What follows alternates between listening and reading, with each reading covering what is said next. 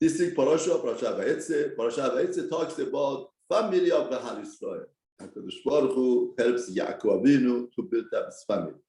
Now we are dealing with the issues of family. So far we were talking about the Avot, Abraham, Sarah, Yaakov. Now we are talking about making families and having families. Now it's very interesting dialogue in the family between husband and wife. This dialogue happened 3,000 years ago and is recorded in Torah here. Perek Lamed Pasuk Aleph. Vatomer Yaakov Havali Bani. Now the word Rachel saw, Rachel saw Yaakov, she's not giving birth, and Leah gave birth to 4 children already. And she became envious to her sister.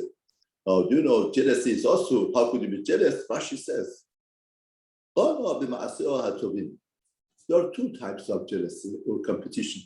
Jealousy means that you are jealous to somebody, you don't want to do anything to yourself, you want to destroy that person. You want to dig a pit and put him inside. He makes something better than you, you want to destroy what he made. It's awesome. Torah says right. But if you are happy for him, you say it's very good what happened to him.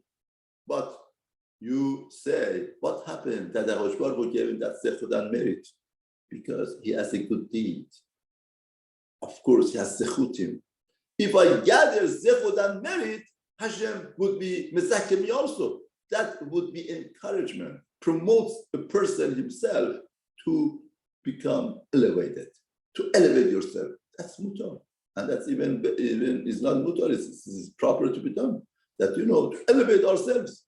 But the Rachel Ba'achotah says, no, what is she? Yaakov, and she came to Yaakov, Havali Banim, give me children. Havali Banim, give me children. If not, I'm dead body. You should know, my dear husband, if I don't have children, give me children, I'm a dead body. No, what happens to husband hearing something like that from his wife? Give me children. As if I'm a Superman, I could give you children. I'm not a Superman.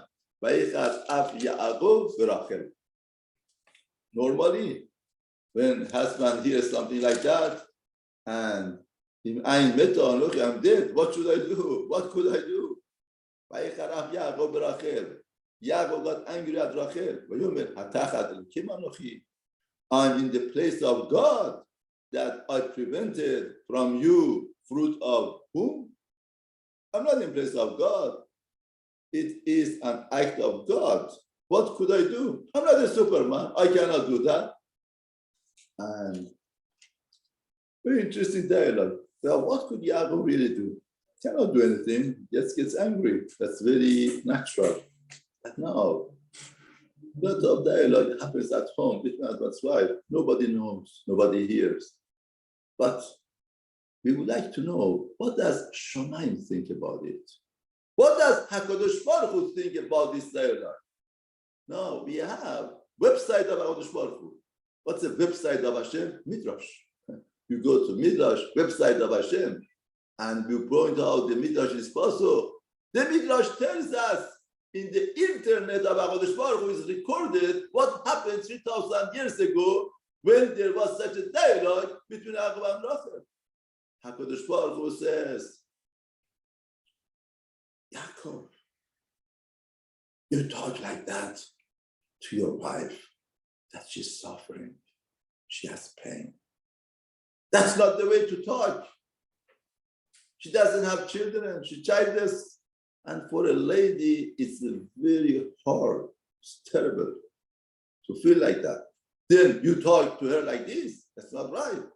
Kaf, only God. That's the way you talk to somebody who suffers. No, it says, I promise you, what you said to her, I'm not in place of God, her child, Yosef, would tell your children when they ask him, please be mochel us. Because what we did to you, we sold you, we did wrong. We were wrong to begin with. We didn't do justice. Yeah, Yosef says, I'm not in place of God. Measure, I measure. Therefore, here, HaKadosh Baruch Hu condemns Yaakov. Now the question is, why? Why Hashem condemns Yaakov? What could Yaakov do? Let us see. The dialogue didn't change from 3,000 years ago. Every wife feels the husband is a Superman. I'm annoyed. I don't have something. You have to fix it. You have to do it. And then what mean at least say what you want. First of all, what you are asking is not reasonable. Then, more than that, what is there? If not, I'm going to die. Threatening the husband. That makes the husband angry. The anger comes two reasons. First of all, it's not reasonable. Then you are threatening me for something that's not reasonable. How could you do that? That creates anger. What's anger? What's the nature of anger? If they tell you something that makes sense for you, it's right for you, don't get angry. Anger means crush of the kingdom. It's a crush on me. What? You are expecting from me something that's not right. You are stepping on my manhood. Now, anger comes when you feel you're being stepped. And that's why it creates anger. Now, what does really HaKadosh Baruch Hu want from Yaakov? We have the same scenario in Tanakh. Hannah didn't have children. She felt so sorry for herself. She felt so bad. She came to Elkanah and says, Elkanah, I don't have children. I feel life is not meaningful for me. I don't want life. What did Elkanah tell Hannah? Hannah learned the lesson. Elkanah told Hannah, hello, Anochi Tolach Ma'asarabani. I'm better than 10 children for you. Unbelievable. What does that mean? It means to say, Elkanah understood what Hashem is saying to Yaakov. What Hashem is telling Yaakov means you have to understand the language of your wife. When the wife says, Habali Banim, give me children, it doesn't mean you're the Superman. She's expressing her feelings. Because feelings are emotional. Emotions has to be expressed. She's expressing, Habali Banim, I want children. I feel lack of children. It bothers me. A man is there. It's logic. A lot of times he could cover things, doesn't talk about things. He goes in box. But the lady has to express. How many times you say? It's a matter. That's the expression of feelings. Feelings has to express. Now, what are they looking for? They are looking for sympathy. Now, imagine somebody comes and tells you, this person lost money. Go and, have some touch with him, sympathize with him. Then you feel that he lost $100. You go and talk to him. Doesn't matter. Everybody gets tickets. Don't worry. It gets not so bad. Then they tell you, no, he lost $10,000. So what? I wasn't sympathizing with him because I didn't know the level of his pain. They told he lost $100,000. No, I didn't know. He lost $1 million. He lost his business. He lost something much more than money. Therefore, to sympathize with somebody, you have to know how intense the pain is. Women are looking for sympathy. Therefore, they tell you how intense the pain is that you should understand, you should be able to communicate with them. Therefore, when it says, I met Anochi, it's not threatening the husband. It's not doing that. What is she doing? She's saying how painful things are for me. It's very painful. It's very painful. I don't know what to do with it. Therefore, she's not.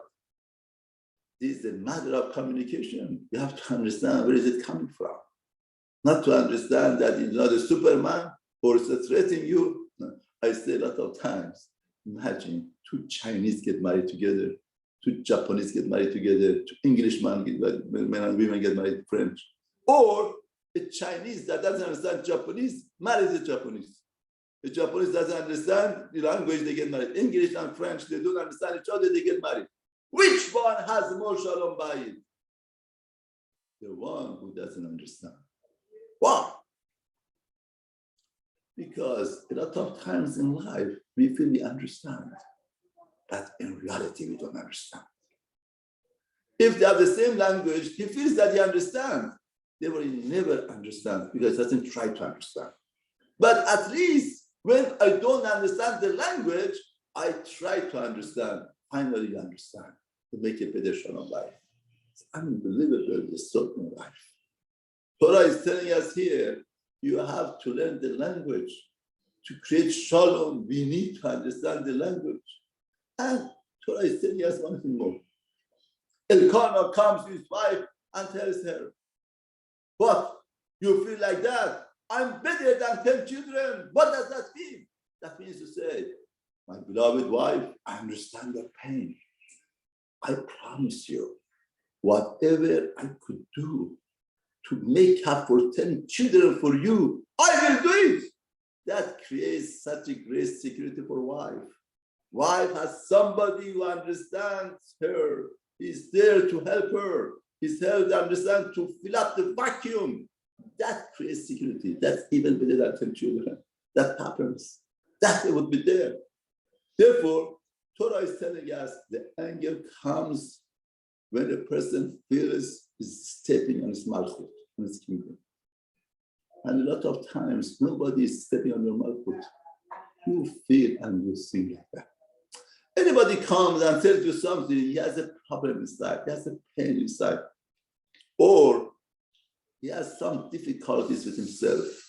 He's flaring up in himself.